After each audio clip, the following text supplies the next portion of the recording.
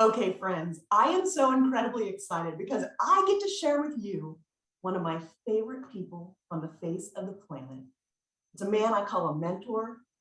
I have such great respect for Mark Cole, who is the CEO of John Maxwell, New York Times bestselling author, all of his enterprises. Now, Mark, I've lost track. Is it 5 companies that you're leading right now, or are there even more? Oh, let's give more. It's 7. It really is. It's 7. And 2 of those we are privileged to be able to live out of our heart with 2 nonprofits, but we see them all as a part of one entity. They obviously have different corporate structures, different governance and that kind of thing. But yeah, it's 7 structures that capture much of my leadership time. Much. Like, I often wonder, you say you don't sleep much. And so just trying to grab a sandwich and take an R&R break. It's impressive how you are sort of the Energizer Bunny. Tell us a little bit about, help people to get to know who you are as an awesome leader that I've gotten to see.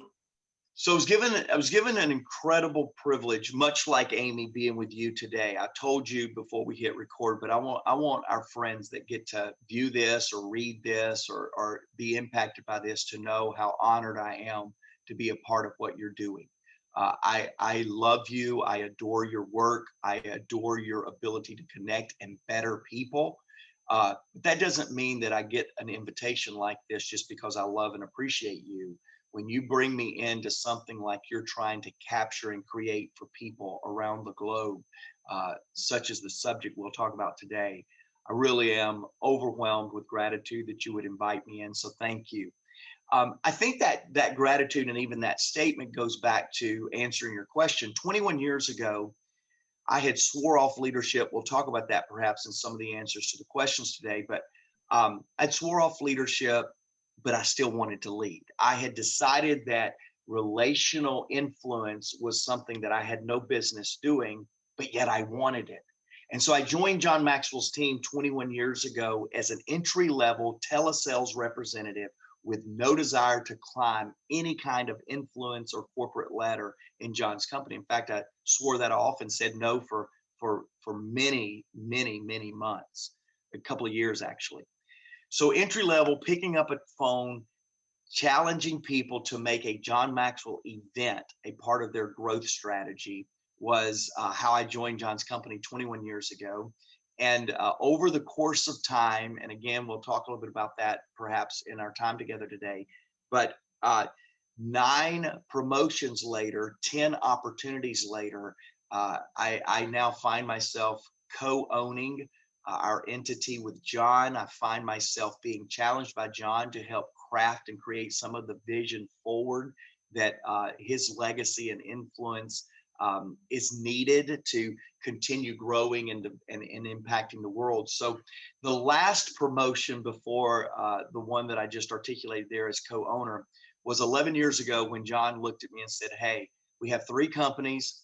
I don't run companies. I don't do companies. Companies just need to stay up with me and the vision and the opportunities that I have to pursue my vision. So would you be the CEO of my, again, then 3 companies? And I said yes because I wanted to be available to John. I didn't say yes because I had this passion to lead companies or I have this business degree or this even corporate experience. Before I joined John's team, I said yes because I wanted to be in proximity to John. I wanted to serve him and his vision. So we started 11 years ago as the CEO of 3 companies. Over the last 11 years, we've grown that now to 7 companies, all of them multi-million-dollar entities with about 160 staff members. As you know, Amy, because you're family, you're a part of this John Maxwell ecosystem. We have 40,000 coaches, speakers, trainers now in 162 countries that this team of 160 staff members work hard to resource, create new opportunities, create new resources and skill sets for these incredible ambassadors that we represent around the world. So Mark, this is just fun for folks who I know have been reading John's books for decades, as I have. What's it like keeping up with the 74? I think he's 74 now. Yeah, 74-year young man. Let me say that very clearly, because you said some very nice things about my passion and my energy levels. I can tell you, John tells me often, Mark, are you going to be able to keep up, or am I going to have to drag you along? He says something. God, my heart reaches out to all the people that have struggled in this difficult, failing time, Amy, that you and I are interviewing here. People that's been impacted by COVID, people that has been emotionally challenged and distracted by vaccinations or masks or can't work, social distancing. And I've now had COVID twice. And so this last time, John looked at me and he said, Mark, am I going to have to do your funeral? Because staying up with John, and of course that was a morbid example, but his point was not I'm perfectly fine and did fine in recovery. But John's point is, Mark, are you going to be able to keep up with me, or am I going to outlast you as well? To your question, what's it like keeping up with him? It's a full-time job. Speaking of running 7 companies, keeping up with John is probably my most audacious task in running all of these companies, because he is truly a man fueled by passion, and he has passion to make a big difference. And it's that purpose. It's his why that he talks about, that it's such an honor to be part of the John Maxwell team and to hear him talk, and just the proximity of being in a room when he talks. You feel like he's just talking to you, and that's such a gift. And that's a gift that I've seen you develop as well. And I'm so grateful to hear the inspiration. But I want to cut to the chase. We're talking about the dirty F word. Lessons we learn from our failures. And it took me a very long time to even be able to say the dirty F word, which is where this book really comes from. I always ask the folks we interview what you would title the chapter that best represents your failures. What would that chapter title be? Well, first of all, let me say this. I love your book title. I absolutely do, because that is exactly, there are some other F words that come to mind that we should not even think about saying, according to my 92-year-old mom, and I'm going to listen to her. But this idea that it's such a bad word, this failure, and that it's such a difficult word is all true. And yet you're going to hear my title of my chapter, and we're just going to all crack up on this interview. But it really is, and we'll build it out in this interview. It is a real, typically taboo word, this idea of failure. It's a typical concept to embrace. But back to your question, what is the chapter title of my book on failure, or my concept on failure? And here's what it is. Failure is security. Oh. Failure is security. And can I build that out just a moment, if you don't mind? I desperately need you to, because it is counterintuitive to say that failure is security. It is, and yet I completely agree with your book title. I think it's brilliant, Amy. I can't wait to get my own copy in my hand, because I can't wait to see what you have to say about this wordy dirt, this bad word that starts with an F called failure. But I really, immediately, as soon as you told me that question, I went, failure is security. And here's the subtitles within that chapter. Fail first, fail fast, and fail frequent. Fail first, fail fast, fail frequent. And here's why. And I think we'll get into this, and I know your book is going to cover this in detail, so I don't even want to sound profound. But what I have learned in working alongside of John Maxwell is the more you fail, the greater the indicator that you're trying something that's bigger than you.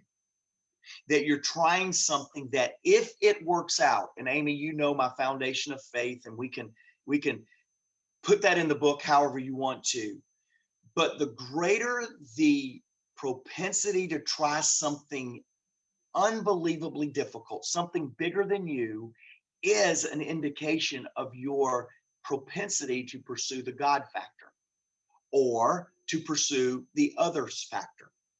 I've tried many things, and it wasn't the idea that caused a failure in my life. It's because I tried to do it alone.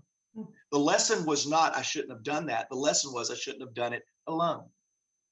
And so for me, I have been trained that to try something so big increases the failure percentage, and increasing the failure percentage increases the learning opportunity percentage. Because we don't look at failure as final. I didn't say in any of my subchapters, failure first, failure fast, failure frequent. You didn't hear me say failure is final, because it's not. In fact, failure is the beginning to discovery.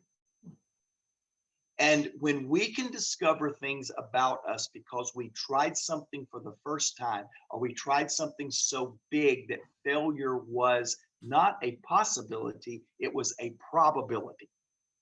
And when we try something that failure is a probability, then failure becomes security, because we get to learn from it, because we get to realize that we're trying something that is bigger than us. I'm blown away, and I'm taking so many notes that to say that failure is the beginning of discovery. It's just, how do we discover when often after a failure, our emotions are so depleted that it's hard to process through the lessons that we learn, so we don't maybe make the same mistakes again, or we aren't able to advance ourselves past it? In my opinion, and this is not some way out there philosophy or idea, I really do believe that beginning something is all about mindset. It's all about belief. John calls it attitude. It's an attitude of understanding failure is your friend. And I think you're going to, I know you, Amy, so I know you're going to build this out, not only in this interview with me and in this chapter or in this reference that you use from me in your book, you're going to build it out throughout this entire book. Failure is a friend. Failure is an opportunity to become better. Now, having said that, how do you deal with the difficulty of emotion when you have just really messed up? And I think you're going to let me talk a little bit about a professional time that I messed up, and a personal time perhaps that I have quote unquote messed up, made a mistake, failed, the F word, the dirty word. But I'm telling you, I didn't always have this perception. And the difference in the way I lead today, the way I live my life today, is I began a project with a potential probability, a possibility of failure. And therefore, I began with a mindset that says, if this fails, it will not be a loss. It will be a foundation to discovery. So when you start with something and go, you know what, this may not work out, but it will work out, because it will be the beginning of something new. You will probably, no doubt, talk about Thomas Edison and other people that have created great invention in our society that has revolutionized the way we live today. It all began with multiple attempts that did not finish the way that we now enjoy the finished product. And so I believe all's well that begins well. And in the idea of failure, before you ever start something, one, make sure it's so big that you're going to need others, that it's so big that it could result in a missed attempt, but also understand that if it does fail, according to whatever the KPIs are, whatever the success indicators are, that it will not be a failure, it will be a failing toward success. I love that. That's just so good, Mark. But now we're dying to hear. Tell us, what do you want to start with, a personal failure or a professional failure? But we'd love to learn. Let me talk about a personal failure. And this has been 25 years ago when the failure showed up. Now, understand this: when you have a personal failure or a personal shortcoming, a shortfall, it never happened on a day at an event. It's a slow fade. There are indicators along the way. And so when I say this has been 25 years ago, trust me, I was in the middle of failing in my life for many times. And I didn't use those failing realizations as learning opportunity until it ended in a really life-altering failure. And I'm a relational person, Amy. You know that. Perhaps your listeners, your readers would not know, but everything about my leadership, my effectiveness, how I've led 20 plus years in John's organization, all is built on a foundation of relationships. I'm a relational guy. I think relationships are the key most contributor to my success and to other people's success, even if people don't know that. Well, in a relational person, there are significant relationships that matter most. And so after 7 years of being married, our marriage failed back in 1999, 2000. And for me, the reason I would highlight that as the personal failure that I would bring up is not who was right, who was wrong, who brought the baggage to the table, who created all this. It's not that. It's that I was given an opportunity to create significance with a life mate, and I failed.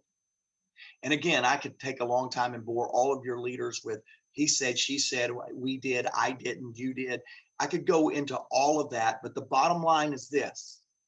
I did not spend 7 years of my life treating a relationship as if it was the most significant thing in my life.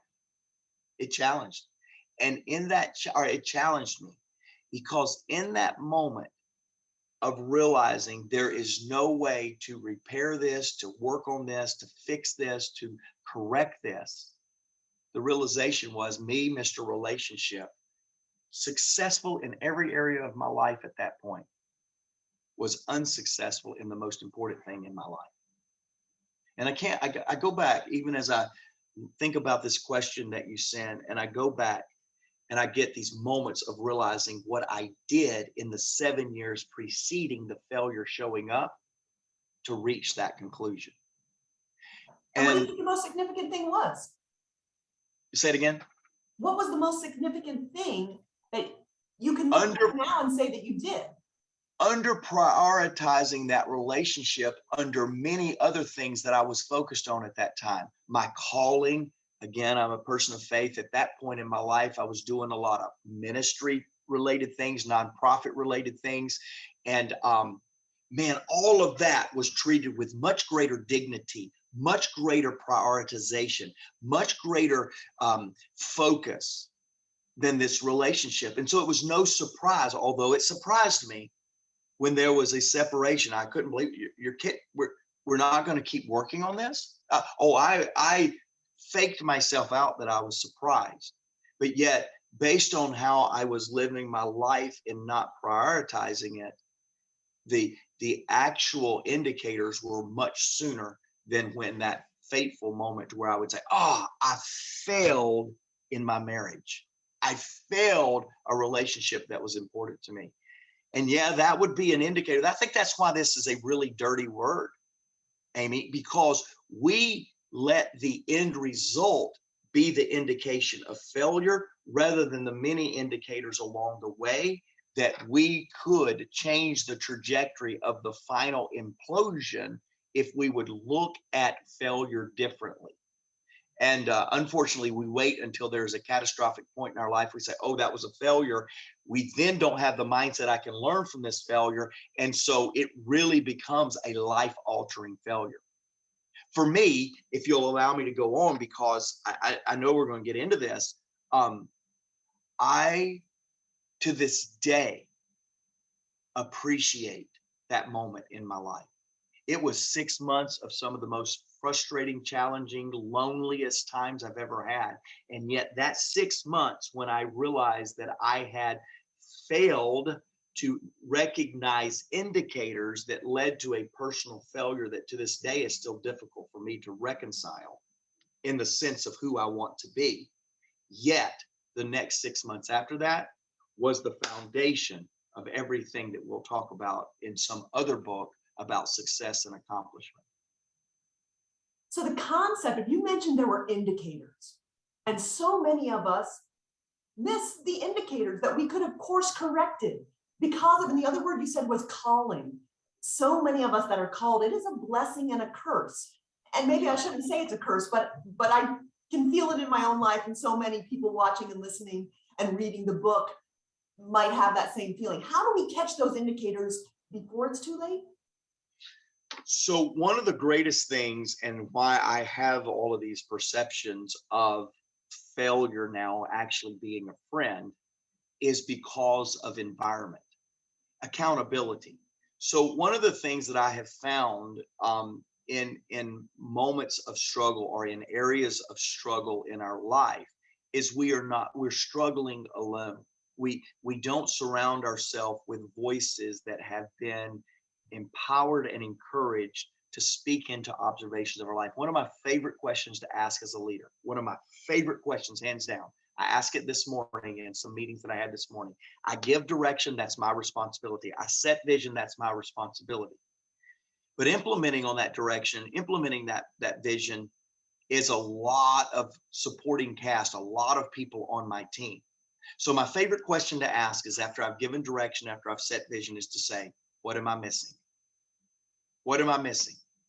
If leaders would ask that on a consistent basis along the way with a true intent to learn something, I think a lot of catastrophic failure implosion could be averted. And again, I want to be careful how I say that, because that failure that I just articulated at the personal level has been the setup of realization and enlightenment that I would have never had if I hadn't have gone through that. We're going to talk about that perhaps in one of the questions. So do I see that as a failure? Yeah, in a lot of aspects, I do see that as a dirty word. I see that moment as a dirty season in my life. Yet, if I think about where I am today in the relationships that I have today, the significant relationship, my marriage that I have today, I draw from that experience to have something I probably would have never had if I had not gone through that. So, and again, I'm ahead of myself in our conversation, but I do want you to know that I use the word failure as the dirty word, but I also use the word failure as the friend it has become to make me the leader that I am today. So you mentioned you've married again. You have a beautiful daughter, teenage daughter now. Bless your heart with a teenager. Yes, thank you. Named Macy. But you still have a big, huge calling on your life, and you travel the globe with John Maxwell. How have you mentioned prioritizing the calling over your relationship before? How, because of the requirements of leading multiple multi-million-dollar companies, how have you been able to keep it in check this time? Well, thank you for asking that, because I love talking about that, because that means I got a return on my failure. You know, we want a return on investment, on ROI. Well, I think we need an ROF, a return on failure. What's our return on failure? And so you're now giving me an opportunity to talk about an ROF, my return on failure. I do have a 15-year-old daughter that is driving the streets of Atlanta. So if you're listening or reading and you're in the streets of Atlanta, be careful, Macy's on the loose. Also, I have a bonus daughter. Stephanie, my wife, was a single mom for about 7 years, and Tori became an instant part of our family back in December of 2004. And Tori, now has given us 3 grandsons. And by the way, they all, at the point of this interview, they all live with us. Tori, her husband, my 3 grandsons, my teenage daughter. We're running a hotel. If anybody needs a room, just call me if you're in Atlanta. So yes, there are high demands from a personal standpoint. Let me tell you 2 key things that I discovered as a return on failure, what I'm using as a return on failure. One is there is no calling, there is no drive that is worth sacrificing the inclusion of the significant people in your life. I didn't realize that before. I thought, okay, let's compartmentalize callings or purpose or that, and let's have a great relationship, but let's compartmentalize what we do. And I discovered that as a fatal flaw, because when someone's as driven as I am, and as I know you are, Amy, and many of your followers, people that'll read your book, listen to interviews like this, there is a drive. There's nothing wrong with a drive. I've seen too many people give up a calling for the sake of trying to save a relationship, and they end life unfulfilled and underutilized in what they were really placed on earth. So how do we balance that? My parents used to teach, again, foundation of faith. They used to teach it's God, calling, and then family. They lived that out. That was it. It wasn't God, family, calling. It was God, calling, family, because the calling came straight from your source to the one that you worshiped. And that's how I was taught to live. That's how my parents demonstrated our family. It was all about our calling. And fortunately, we all kind of collaborated on that and had a really, really good family. Some flaws, like we all have, some dysfunction, like we all have, but a really good family. But it was absolutely under the filter, God calling family. Well, I lived that and didn't even worry about ensuring that my significant other was engaged and called to the same thing that I was. There was a collaboration on the calling. Well, you can be sure that, and I won't have time in this interview and in this conversation, you can be sure that I do not take on one assignment. I do not sign up for one personal or professional growth item that I don't check with the chairman of my advisory council. The chairman of my personal advisory council is Stephanie, my wife. She signs off on it. And what I have found is if there is sign off on the front end, when the difficulty and the sacrifice of that calling comes into play, you're sacrificing together, not alone. You're not competing with family time, you're completing with family decision. And don't compete with family time. And the way to not do that is to complete things from a family decision. And we just spend this time competing. Should I do this? Should I be home? Should I do this? And we just make decisions. Can we complete our family calling by doing this, making this sacrifice, or with this compete with something else our family wants to do? And I do that with Macy. Another thing is I did not have children in the first relationship. When Macy and Tori came into our life, there's not a trip that I don't go to that they don't know the itinerary that I will have during that trip, that they don't know the biggest meetings and the biggest opportunities within that trip, and that they're not praying and texting and checking in on me at the end of that meeting to see how it went. They are a part, even though they're not present. And that's a big one. Let them be a part, even if the presence is not there. That's so good. So good, Mark. I hate to pivot, but it's time to get into that professional failure now. And would love to learn from that as well. Yeah, so I go back, I get asked this question every once in a while of the greatest professional failure. And I feel a little bit like John when John wrote the book Failing Forward, that we may get a chance to talk about that. But I think about John going, man, I have too many to talk about. And so I always go, well, I could tell you about what I did this morning on a call where I just did not slow down and talk to my team in a way that honored the work that they're doing. I mean, I can talk about fresh ones like in the last 2 hours. But I think when I go back, I like to use this failure because of the magnitude of the perceived failure. We were launching one of John's books. He feels like that it was truly one of the best books that he wrote, which, by the way, he feels that way about all of his books. But this particular book was called Intentional Living, a brilliant book, a great book, a book that the world to this day still needs to hear and read and apply. And it's how to live intentionally with your life. It's one of my favorites because it's what I have done for the last 21 years. John was launching it. We had a vision of 1 million people within 3 years having their hands on that book, which would have been the fastest to market book we've ever done. We had a vision of creating community around that book and really truly starting an intentional living community that would impact millions and millions of people. To launch that book the way that we felt like that we should, and to create the community and the technology to underpin the movement we wanted to start with that book, we put about $1.5 to $1.7 million into the book launch. And in 28 days, we knew that we were not only going to not get the return desired, we were not going to get any return. It didn't work. 5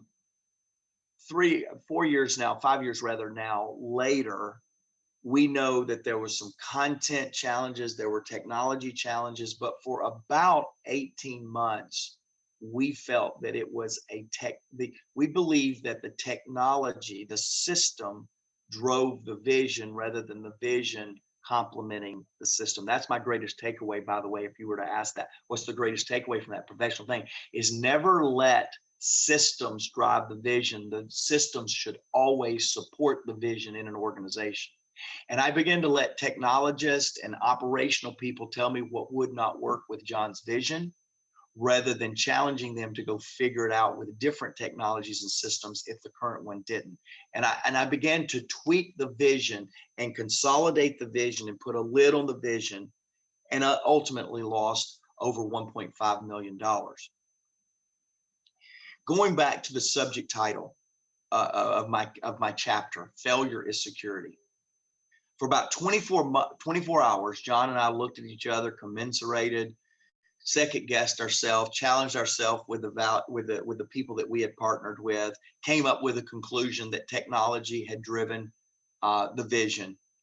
And then I'm telling you, I don't know if it was exactly 25 hours, but I know 30 hours later, John was looking at me and saying, "Give me a high five, man. We just learned a valuable lesson." And in that moment, Amy, team, everybody listening, I realized I work in an environment and I work for a leader that absolutely was more proud of the effort than the results, more proud of the opportunity than of the completion of the opportunity, was more excited about trying something new than delivering on something old.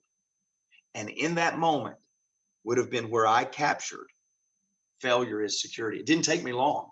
Now, in my personal failure that I just shared with you, it probably took me 6 months, a year, maybe a little longer to realize that failure is security there too. But on the professional one, it was 30 hours later, John Maxwell giving me a high five saying, "Hey, great job. Bet you when we do that again, it'll be different." Okay, so now you've touched on something that I've got to connect, that I've got a failure related to that failure. You may remember it was that intentional living book that you came to Charlotte, North Carolina. Yes. And we recorded what was supposed to be an amazing public television national program that I tracked you down. I stalked you, haunted you. I wanted to make that happen so badly because I knew the world needed to hear it when John talked about it at an International Maxwell conference.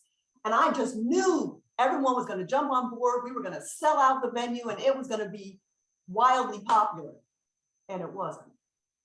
And John, I do remember this, Amy. I didn't before you said that, but I didn't realize. I knew we'd done a project together and had written to perform like one, two. I didn't even remember it was an intent. Yes, I do remember this.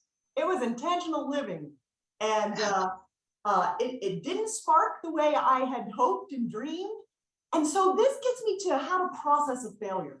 So I felt like I had let down my mentor. I had let down John, because I couldn't leverage his amazing content to make the impact nationally through public media. That I made the program, I delivered it to all the stations, I did all the research. I mean, I did everything I told you guys I was going to do. Yep. It just didn't work. And I had that personal sense of I have let down the man who, even before I had ever met John, his books sewed into me, the mentorship of reading a book, which is why writing is so important to me as well, because John was my mentor before I ever met him, decades in advance. And I had this opportunity to just help leverage his amazing content. And I did. It didn't work. That is so. Again, I recall being with you in Charlotte and just being impressed with the program. It was just for me, that's so funny. So check this, listeners, readers, check this out. Amy comes at this with a perspective of letting John down. I came to that with the confirmation that it wasn't so much the technology issue of the launch, but we had not struck a chord with the content, because now I was at number 2. So I didn't even see it as disappointment, failure, anything. I saw it as confirmation. And you sitting on the other side, that's so funny to me. I would not have linked that, Amy. This is a fun little moment right here. I did not even link it as, whoa, we're disappointed. You disappointed us. Man, we were dealing with, you put a lot of energy, effort, and probably a lot of money and other resources into that. We had already been struggling with a $1.5 million deal over here. And here we are again, not striking a chord with a very well-produced program. And so we're taking it as confirmation and you're taking it as disappointment. Let's talk about how different people from different angles take this subject of failure. Oh, you've just totally fired me up now. I'm sorry, everybody. Calm down, Mark. Calm down. Don't calm down. Help us, because I think this is the thing that so many people give up. because of the disappointment of their failure. And if we can help them channel it and see that it's not always disappointment, that we've got to see confirmation to just go in a different direction or try a different way.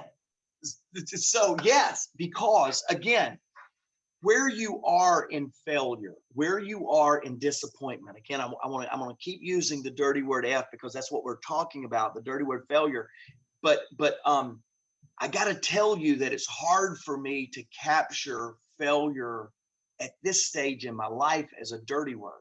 It is a dirty word, but it has so much opportunity attached to it. It has so much indication attached to it. So let's take a concept of how do we have to start with an understanding that failure does not define us. It doesn't. It didn't define you in that moment. It didn't define me. I saw that opportunity you and I worked together different than you did. Yet we both were disappointed with results because we were unified in the result. We were unified in the belief that working together was going to do something great. Therefore, we were unified in the disappointment we didn't get the results that we wanted. But I was coming from a different angle. However, when it comes to failure, you cannot have an opinion that failure is final. Now,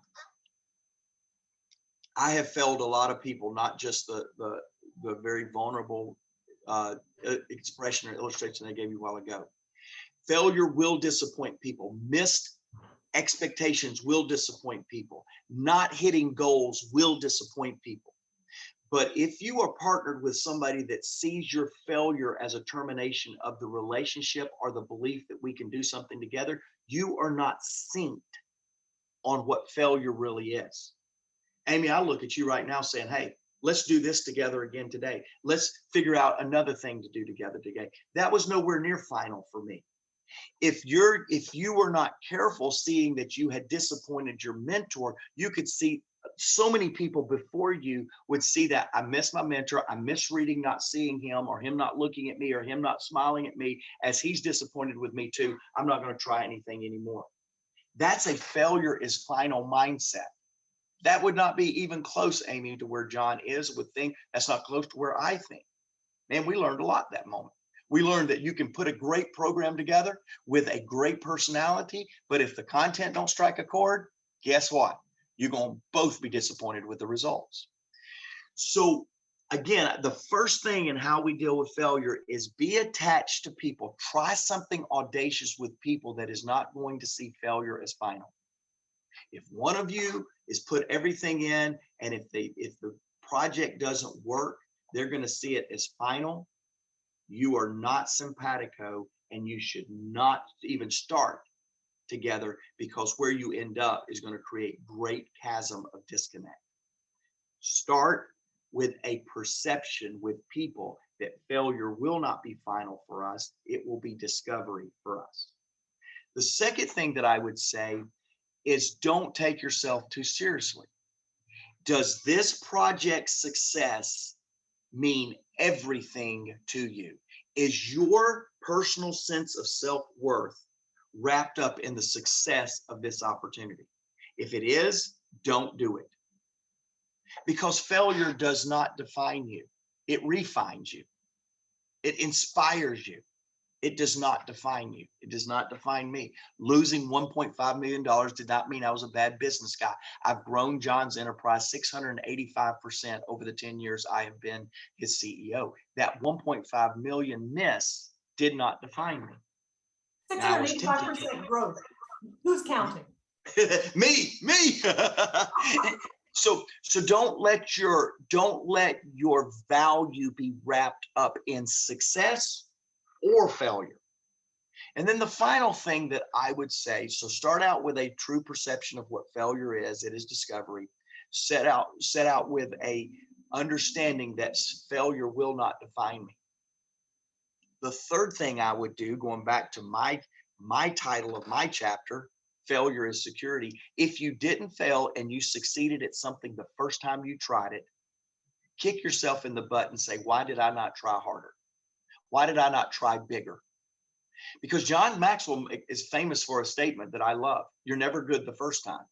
So if you didn't quote unquote fail the first time, if you hit every objective and everything you wanted to, you just didn't try big enough.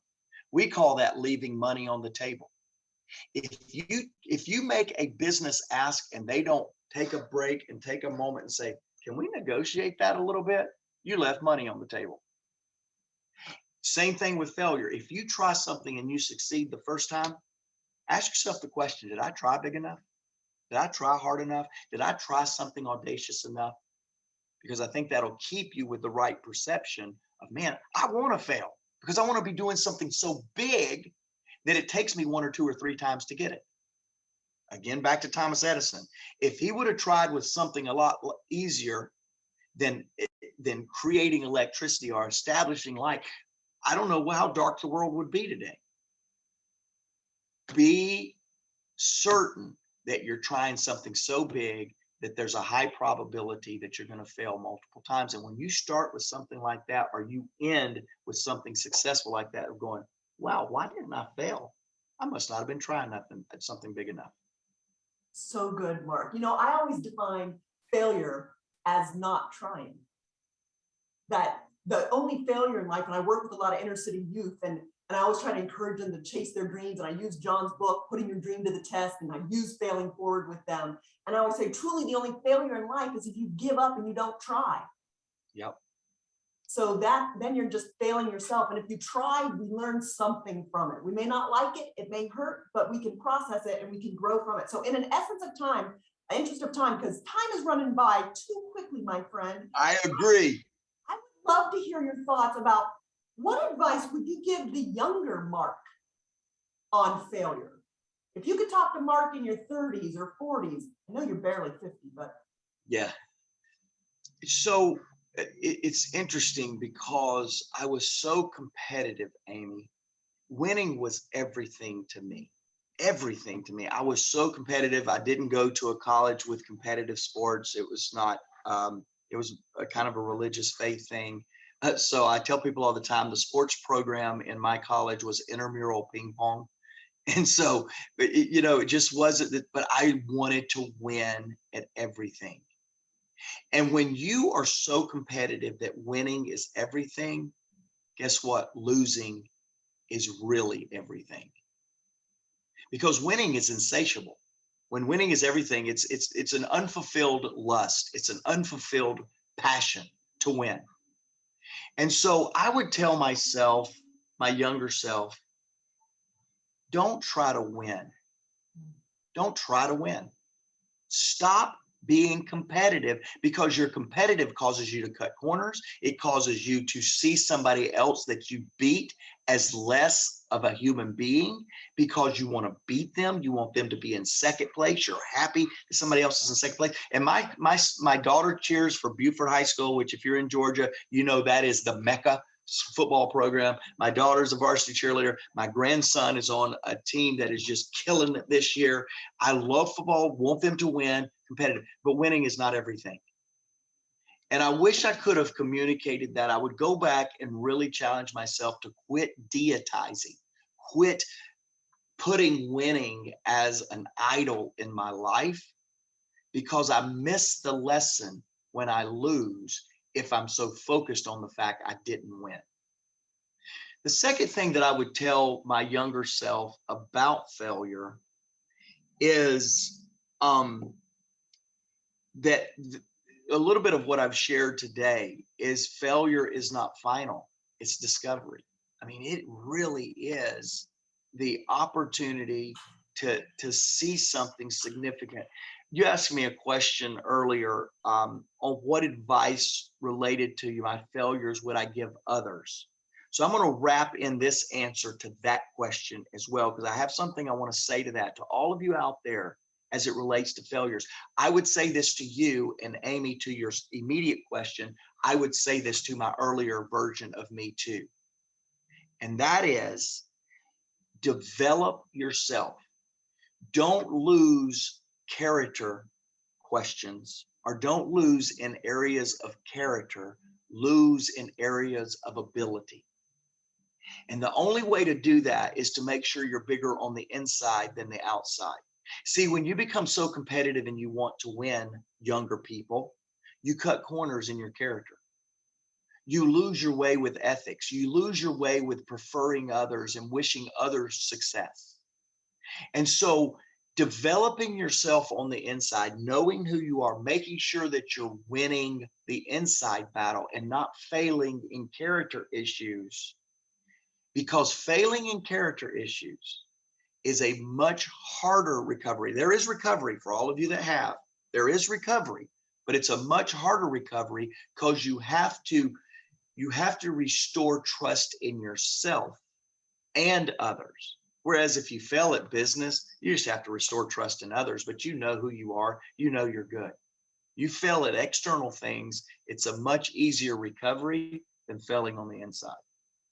So good, Mark. We only have time for one more question, and it makes me sad, but I really need to hear your perspective. We all need to hear your perspective. What's harder, a personal failure or a professional business failure?